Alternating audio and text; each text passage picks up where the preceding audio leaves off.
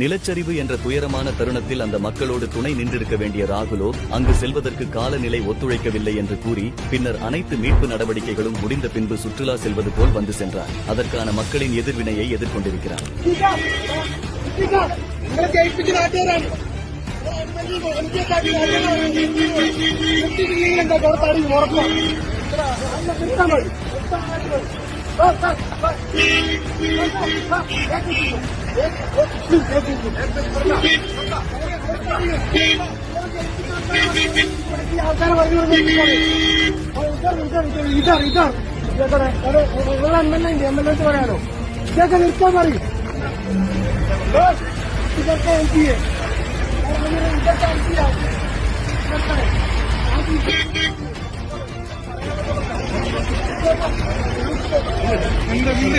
പുറത്തിറങ്ങാൻ പറ്റില്ല. നിൽക്കണമെങ്കിൽ വന്നതിനോടെ ഇത്രയും കാൽമറ്റൊക്കെ എന്ത് വേണം വണ്ടി വന്നിട്ടില്ല.